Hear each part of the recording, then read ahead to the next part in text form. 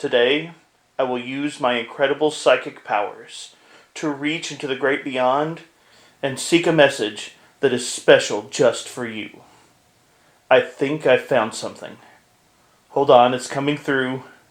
Your mother would really like for you to call her. No, nothing important has happened. She would just really like to talk to you. And also, please make sure you're eating well. Today, let's discuss the new Psychic class for Pathfinder 2nd Edition on this episode of The Local Disaster Tour Guide.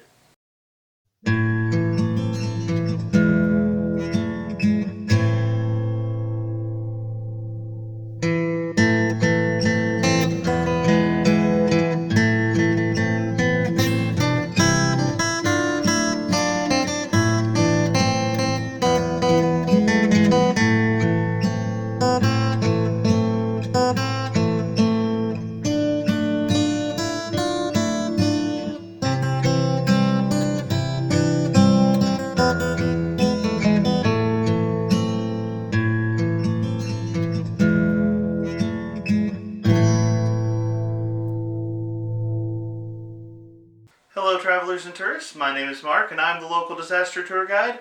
That's right, I am a storyteller who trains his psychic powers by staring at a can of orange juice. Why?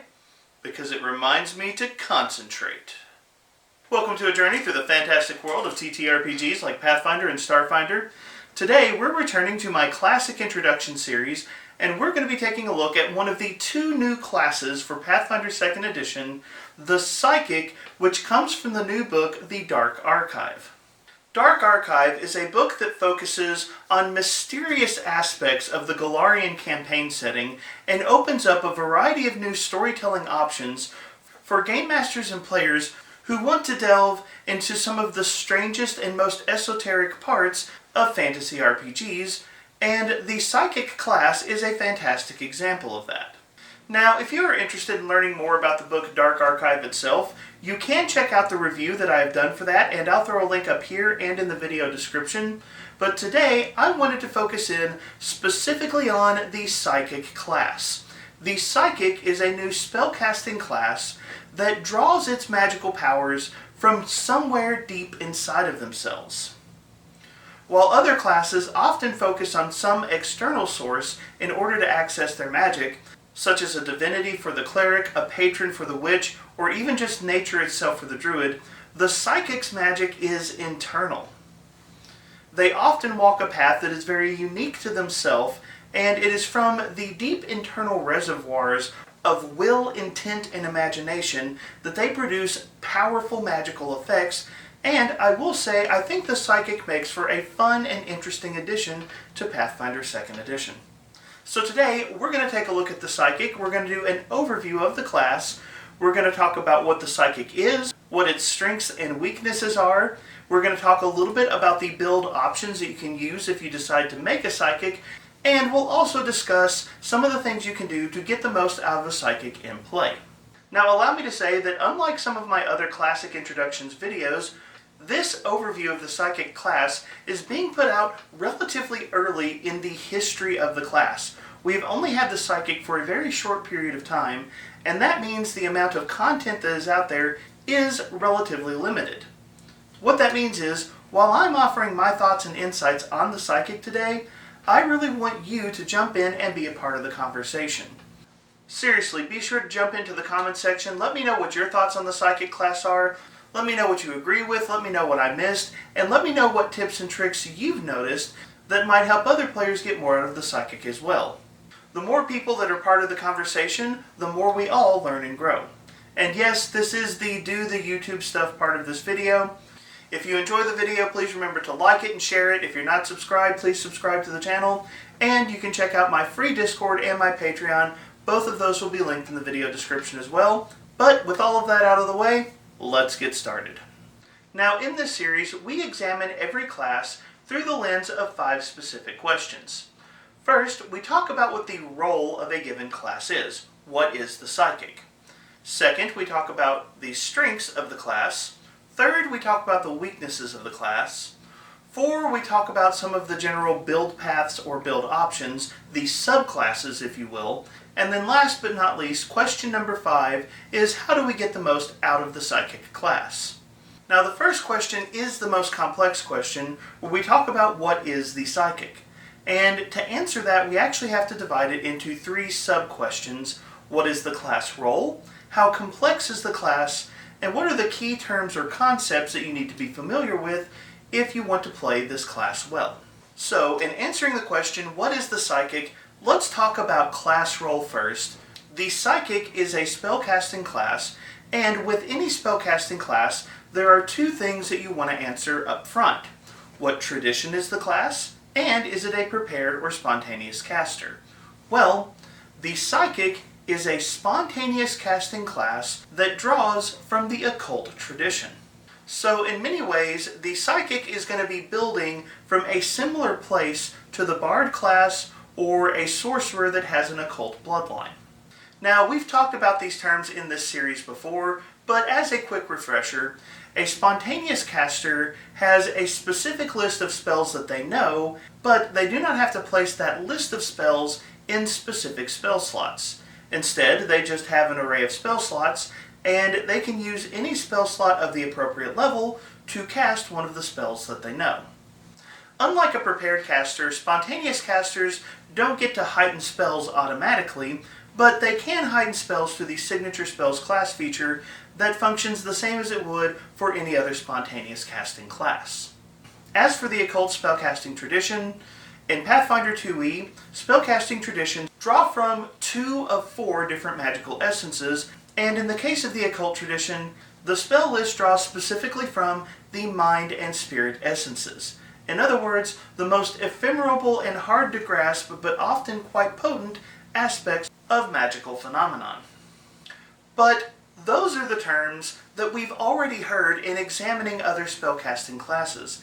How is the spellcasting role of the psychic different from other occult spellcasters or other spontaneous spellcasters? And though it is not clearly stated in the Dark Archive, I think if I really had to summarize the role of the psychic, I would say that the psychic is a high-risk, high-reward occult spellcasting class. Unlike other casters, the psychic walks an interesting line between being able to push their abilities for more damage or more powerful outcomes, but running the risk of harming and hampering themselves, potentially leaving themselves exposed to their enemy. So, what is the role of the psychic class? Well, they are a high-risk, high-reward, spontaneous casting, occult tradition caster. Now that we've got that out of the way, let's move on to the second aspect of examining what is the psychic and talk about the complexity of the class. As with every other video in this series, please be aware that the complexity ratings that I give are not intended to run you off from a particular class. Some classes are more complex, some classes are less complex, but over many years of gaming, I have observed that player interest and player excitement easily outweighs any complexity issue with a class. So if the psychic appeals to you, by all means go for it. I've seen brand new players use very complex classes and do it well because they were excited about their character. Still, complexity is something that you want to keep in mind because it does kind of let you know what you're in for and how you need to approach a particular class or character. And I will say, the psychic is a complex class. There is one spellcasting class that I do honestly think is more complex, but the psychic comes in a solid second place, and I give the psychic an overall complexity rating of 8 out of 10 during character creation. Yes, the psychic is front-loaded in terms of its complexity. It has a lot of complexity when you are building the character. There's going to be a lot of choices, there's going to be a lot of nuance, a lot of small things that you've got to learn and figure out how they connect with each other. But once you get over that initial character creation, it does get easier. I would say that in play, the typical psychic probably has a complexity rating closer to 7 out of 10. And it's not that the class is necessarily super hard to play, but rather the high risk, high reward style of the class means that you have to be able to weigh the risks associated with different abilities so that you know when and how to use them. In play, the class is not necessarily super hard to use, but if you use the wrong ability at the wrong time, you could end up being hurt a lot more than you anticipate. So that brings us to the last sub-question in this first part of the conversation, where we ask, what are the key terms and concepts that you need to be familiar with if you want to play a psychic? And psychics definitely come with a lot of key terms, key concepts, key ideas. There's a lot of information that you want to be aware of if you're going to play a psychic. And if I could describe the key terminology of the psychic, I would say this: a lot of their key terminology is not necessarily some unique concept, but rather another concept in Pathfinder 2e that Paizo has put a unique spin on, and you just sort of need to look at that concept in a new light to understand what it is and where it fits inside the game. Now, there is a useful sidebar for the Psychic class in Dark Archive that gives us 4 key terms we want to be aware of: Amp, Amp Heightened, Mind Shift, and Psyche. Though I am sure that longtime viewers of this series will probably know I'm going to be adding some other terminology in as we go, because Paizo never quite seems to highlight all of the terms that you want to be paying attention to. First up, we have Amp and Amp Heightened. Now, amps are a kind of spell modification that psychics get to use for their cantrips, which I'm sure makes it very clear to the casual listener of this video that this is the psychic approach to focus spells. Yeah, did you see that one coming? Okay, so welcome to one of the first interesting twists that psychics have on spellcasting. Many classes in Pathfinder 2e have what is known as focus spells. They take different forms for different classes, but Psychic has one of the most unique takes on the concept of focus spells. Rather than having just unique spells that are powered by focus points, Psychics get the ability to power up specific cantrips that they can use using their focus points. Psychics will begin the game with 2 focus points, and as long as they only use their focus points for their amps, for their amped up cantrips, if you will, then they can regain 2 focus points when they refocus, though that doesn't apply if they use focus points for focus spells from other classes or other sources. But essentially, you can think of an amp as a focus point option for your cantrips, and then the phrase amp heightened is just the heightened effects of whatever you are doing with your focus point cantrip. Clear and simple, right? The next key term that I want to talk about is a trait that some psychic actions have called Mind Shift. And essentially what Mind Shift does is it allows the psychic to modify a spell or action that they are using and change the type of damage that that spell or action causes.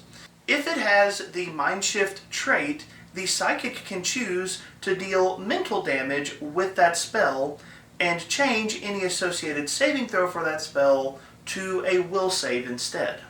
So essentially, all psychics will come with certain abilities where they can switch out the type of damage that they're doing from bludgeoning or piercing or whatever the case may be to specifically mental damage instead.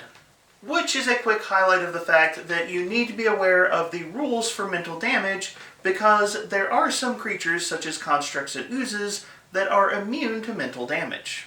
Then we come to the trait Psyche, which is associated with the Unleash Psyche class ability.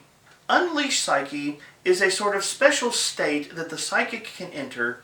It comes with certain preconditions. The psychic must be in an encounter, they must have used a spell in the previous turn, and they cannot be stupefied. If they meet those conditions at the start of their round, so potentially as early as round 2, the psychic can choose to unleash their psyche and enter this unique state. And I'll go ahead and say this: unleashing your psyche is a bit like Barbarian Rage. If you think of Unleash Psyche as Barbarian Rage for the Psychic, this class ability will make a lot more sense to you. When you unleash your Psyche, this state lasts for 2 rounds. It gives you bonus damage on any damaging spell that doesn't have a duration, and it gives you access to a special action that you can perform, which is usually a very efficient and often damaging ability that your Psychic can throw out. Additionally, while you are in this state, you can use any action that has the Psyche trait. However, once this condition is over, you become Stupefied 1 for a round, which means you need to be aware of the Stupefied rules and their potential to hinder your spellcasting. This is a good example of why I say that the Psychic is a high-risk, high-reward class.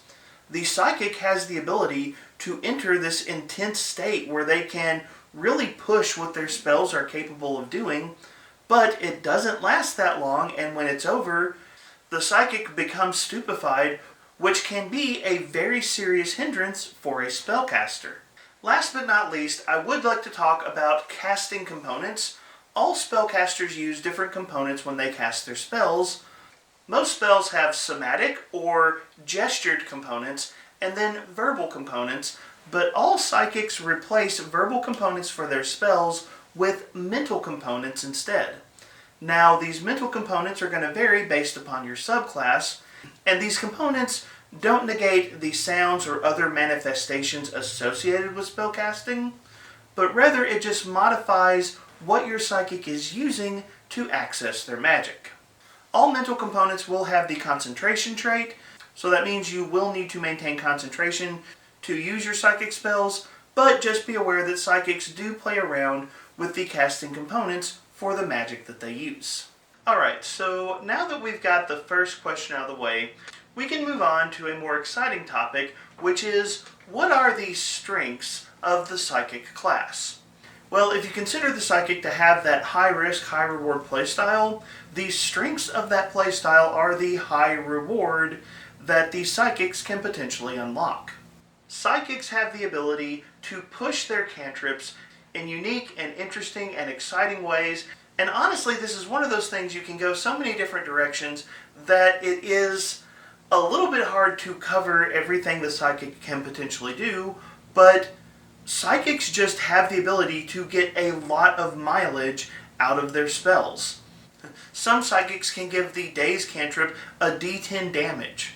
Some Psychics have the ability to make the Shield cantrip double its hardness whenever they use it to block an attack. And as you level up, let's just say you've got options if you're just like, man, I really want to damage everything standing close to me. Psychics have so many please respect the bubble abilities that it's almost kind of absurd. Psychics really have the ability to push the spells that they have in interesting and powerful directions, and every Psychic's going to be a little bit different in what they can push, but the thing is, all of them can push and get those unique high reward outcomes. In fact, when it comes to playing the Psychic, if you like a class that you can push, Psychic is one of the classes that's gonna let you do that. It's a real strength of the design. Also, it's worth noting that Psychics have a pretty serious advantage against anything with weak will saves. Earlier we talked about the fact that a lot of Psychic abilities come with the Mind Shift trait, allowing you to shift the base damage of an ability or spell over to mental damage if it would be advantageous in that situation. The ability to just freely switch damage types to something that might be better against your target, that is powerful. A lot of spellcasters in 2E are probably a little grumpy that they don't get something like that just right out of the gate. Having reliable access to a unique and rarely resisted damage type makes for a pretty interesting strength for the Psychic class and is definitely something that should not be underrated. Now, when it comes to other strengths of the Psychic class, I will say that it is going to vary a lot depending upon your subclass choices. And so that kind of limits what we can talk about here. When we get into the build options, we'll dive a little bit deeper on this subject. Be aware that every version of the Psychic is going to come with some different niches, some different specific strengths that they really bring to the table. However, one thing we can talk about is All psychics are either going to build off of intelligence or charisma as their key attribute. Now, this will be dependent upon your subclass choice, kind of like with classes like the rogue. But one of the things you can keep in mind is anything that is true of other intelligence or charisma-based classes has the potential to be true of your strengths as well. If you are playing an intelligence-based psychic, you are going to be really strong in any skill that has the recall knowledge option. And if intelligence is your key ability, you've probably got some extra trained skills that you can use to really flesh out your character. On the flip side, if you end up in a subclass that uses charisma as its key ability score, then you're going to be a very natural fit for the face of your party. A quick dip into a few social skills, and you will have a lot of role-playing and social options inside of the game. However, there is kind of an extra layer to this intelligence and charisma conversation, which is you are an occult caster. A lot of the situations inside the game that rely on intelligence or rely on charisma, the occult spellcasting tradition is the best tradition to kind of layer on top of those checks. In other words, you're going to have access to a lot of spells that are going to naturally align with the skills that your character is using, and if you line up those spells and skills the right way, you're going to be in a really good spot. But no class is perfect, and that means we also need to talk about the weaknesses of the psychic class.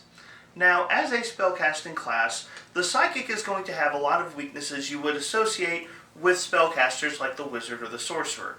They don't have good hit points, they don't have good proficiencies in weapons and armor, those kinds of things. However, I think there is a more important distinction that we need to talk about when it comes to the weaknesses of the psychic. Remember earlier I said they're a high-risk, high-reward class, and the high reward is a strength? Well, high risk is a weakness.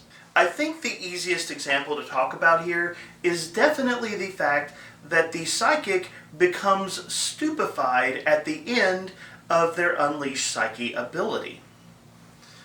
The stupefied condition comes with a flat check that has the potential to just waste any spells that you attempt to use, which means if you unleash your psyche too early in a combat encounter, you could find yourself struggling to use any magic at all, and having a flat chance to lose spells when you are a spellcaster and punching things is not your go-to, that's a risk.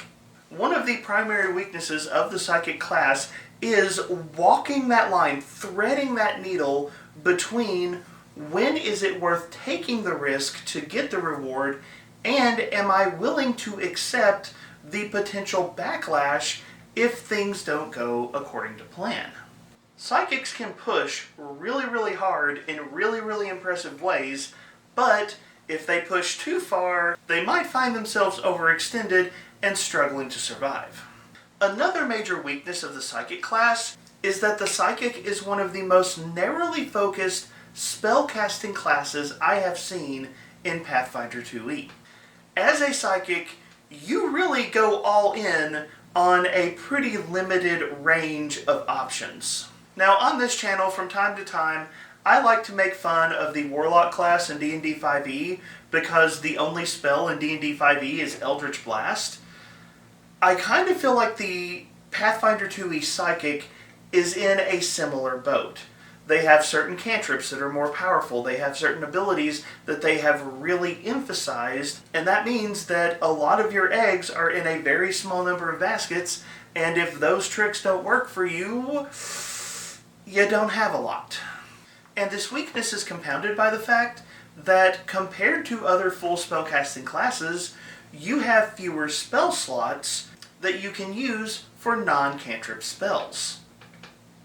Now yes, you've got some good cantrip options at your disposal, but those bigger and more impactful spells, you don't have as many, and if they miss or if you time them poorly, you have lost a significant chunk of those resources.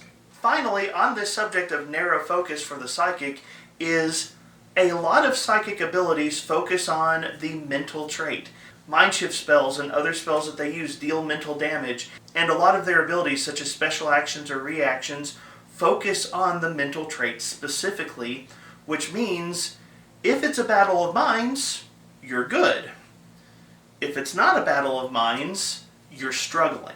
You don't have the same options. The arcane tradition, the primal tradition, these are typically associated with the kinds of physical effects that might allow a caster to hold up a little bit better if the mental assault fails, and you're an occult spellcaster, you're all about the mind and the spirit, you went up here, not out here.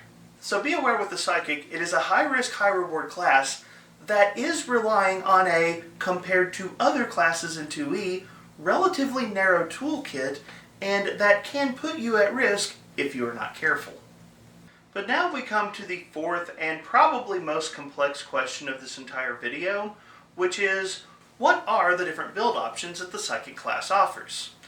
And this is a conversation where we really try to take a look at the subclasses of the psychic class. Now, like several other classes in Pathfinder 2E, the psychic class kind of has this build your own subclass model, and if you're a fan of this channel, you actually know that's something I really like. The psychic is going to allow you to combine different pieces and bring them together to create a subclass that really matches the feel of the character that you want to play. This is one of the coolest things that Paizo does in some of their class design, and I'm really excited to see it here. You're going to be combining two different components to make the final subclass, if you will, for your character. Those two components are your subconscious mind and your conscious mind. Now, let's talk about what those are going to do before we dive into the examples. The subconscious mind is the source of your psychic powers. It is the area of your mind, it is the area of your internal experience that you draw your magic from. Your subconscious mind is going to do three major things for you. First, it's going to determine what your key ability score is, whether it's intelligence or charisma. The second thing it's going to do is modify the types of components you use when you're casting your spells, which we talked about earlier. And then the last thing it's going to do is it's going to give you access to a special psyche action that you can use when you unleash your psyche. Now, with the current subconscious mind options, that special psyche action I think is best looked at as either a special defensive option for your character or a special teamwork option for your character. The currently available special psyche actions for the subconscious minds don't really have any offensive options. Those tend to be associated with your conscious mind. Speaking of which, your conscious mind is how your powers manifest. It's kind of the major theme of the powers that you use. And your conscious mind is also going to do a number of things for you. First up, it's going to give you a number of psi cantrips. Essentially, your conscious mind is going to determine half or more of the cantrips that your character has access to over the course of the game. You're going to start out with 3 specific cantrips. 2 of them are cantrips that already exist in Pathfinder 2E, and then you get a 3rd cantrip with your conscious mind that is going to be unique to your subclass. All of them are going to come with unique benefits that you get on the basis of your subclass. So the spell may deal more damage or have better range or have some additional effect that is not associated with the normal version of that cantrip because of the psychic subclass that you have chosen. On top of those benefits, each of your psi cantrips will have different amps that you can use as well. These amps are ways that you can spend one of your focus points to improve the effect of the spell. Now at level 1 you will have those 3 basic psi cantrips, but as you level up you will gain 2 additional psi cantrips that are going to be associated with your subclass, but those will come into effect a little bit later in the game. The last thing to be aware of with Conscious Mind is that each Conscious Mind is going to come with a list of granted spells. These granted spells get added to your spell repertoire and are among the spells that you can choose when you're using spell slots to cast your more powerful spells. So now that we understand the basics of subconscious and conscious minds, let's talk about our options. First up, at present, Pathfinder 2E gives us 4 options for the subconscious mind of the psychic. Emotional acceptance, gathered lore, precise discipline, and Wandering Reverie. Emotional Acceptance will give you Charisma as a key ability score and changes your verbal components into emotion components. For your unique Psyche ability, it's going to give you the Restore the Mind action, which you can think of as a nice teamwork option, allowing you for a single action to give your allies a status bonus on saves against mental effects, or grant them some temporary HP instead. The next subconscious mind choice is Gathered Lore, and this version of the Psychic is actually used to represent psychics that may have received formalized training of some kind. The Gathered Lore Psychic uses Intelligence as its key ability, and it uses mantra components rather than verbal components, representing special sayings or meditations that your character uses to focus their psychic energy. The Gathered Lore Subconscious is another teamwork-focused subconscious mind, granting you access to the Recall the Teachings Psyche action. For a single action, you essentially ready and aid another action that can potentially be used to aid any of your allies, and it takes the form of verbal advice that you give them, meaning that you don't necessarily have to be directly beside them in order to aid them. The third subconscious mind option is Precise Discipline, and this is one of your defense-oriented subconscious minds. It uses Intelligence as its key ability score, and it replaces verbal components with calculation components, representing your mind carefully analyzing whatever it is that you're trying to affect. Your special Psyche action in this case is called Calculate Threats, and it's really simple. Spend an action to give yourself +2 to defense and reflex saving throws until your next turn. That's pretty good if you ask me. The final psychic subconscious mind is called Wandering Reverie, and it represents the kind of psychic that uses a more free thought and association-based approach to their magic. Not surprisingly, this subconscious mind is going to give you Charisma as your key ability score, and instead of verbal components, you use imagination components as you use your own internal inspiration to bring your magic to life. Your special Psyche action is called Fade into Daydreams, and it's also pretty simple and straightforward. It grants you the Concealed condition. You can't use this Concealed condition to hide, but it does give you mischance against foes that might try to attack you. Next, you have the second half of your Build Your Own subclass, which is your Conscious Mind, which again is how your powers tend to manifest. And here you're going to have 6 different options that Pathfinder 2e presents. Distant Grasp, Infinite Eye, Oscillating Wave, Silent Whisper, Tangible Dream, and Unbound Step. Your first subclass option here is called Distant Grasp, and this is the subclass that's going to focus on telekinetic style powers. To give you an example of how this subclass works, one of your granted psi cantrips is Mage Hand, and unlike normal Mage Hand casters, you have the ability to manipulate more than just light bulk items when you cast the spell.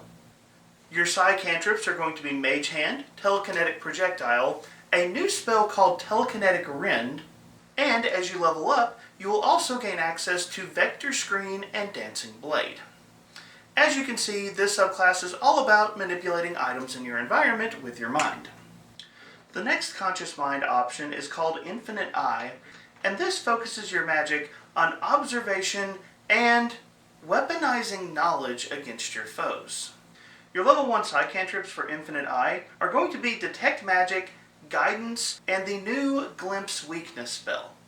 And as an example of how you weaponize knowledge, Glimpse Weakness allows you to spot a chink in your opponent's armor, and then the next ally that hits them deals additional precision damage. Also, as an example of how you use cantrips, you gain significantly improved range with the Guidance cantrip, being able to use it out to 120 feet. As you level up, you'll gain access to a couple of additional cantrips, Omnidirectional Scan, and Foresee the Path. The next Conscious Mind option for the Psychic is very interesting, but does add a layer of complexity to how you play and use this Psychic. That is the Oscillating Wave Conscious Mind. This subclass option revolves around manipulating hot and cold energy.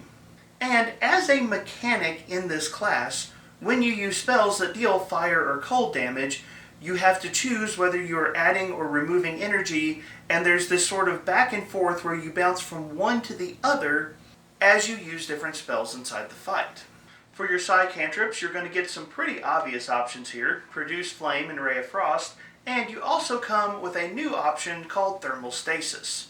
As an example of how you can push some of these spells, you get a pretty basic upgrade with the ability to deal increased damage with spells like Produce Flame. As you level up, you'll get access to some other cantrips, which are Entropic Wheel and Redistribute Potential. The next Conscious Mind option is one that I actually got to use during the playtest for the Psychic, and probably low-key my favorite. It's Silent Whisper, which focuses on telepathy and mind manipulation style magic. I mean, if you got a class that's going all in on mental damage, you gotta have an option like this, right? Your psi cantrips will include Daze and Message, as well as the new Forbidden Thought spell. And as you level up, you'll gain access to the Shatter Mind and Contagious Idea cantrips as well. As an example of how the Silent Whisper can push some of their magic, you get increased range on your Daze cantrip, and if you amp it, you get the ability to make it deal a d10 damage or more. Up next, we have the Tangible Dream Conscious Mind, which is a subclass option that focuses on using psychic magic as a way of creating things, using force and light to bring real effects into the world. Your psi cantrips at level 1 are going to be Dancing Lights, Shield, and the new Imaginary Weapon spell. As you level up, you'll also add the Astral Rain and Hologram Cage cantrips as well, and Tangible Dream may have some of my favorite cantrip upgrades in all of the fun things that you can do with the Shield spell. Like, for example, a Tangible Dream Psychic can use Shield to protect their allies within 30 feet. That's pretty cool. Your final Conscious Mind subclass option is Unbound Step, which is all about distance and teleportation. Now, two of the psi cantrips that the Unbound Step Psychic is going to use, Phase Bolt and Warp Step, are available to any occult spellcaster. They're not limited to just this subclass, but they are brand new to Dark Archive, so you probably haven't seen them before. Unless, of course, you've been watching some of my Spellslinger Academy videos, they may have made an appearance there. The actually unique cantrip that you get at level 1 is called Distortion Lens.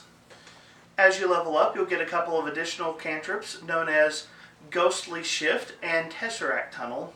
And since most of the spells for Unbound Step are new to Pathfinder 2e with the release of Dark Archive, let's go ahead and talk about some of the amp options that you get.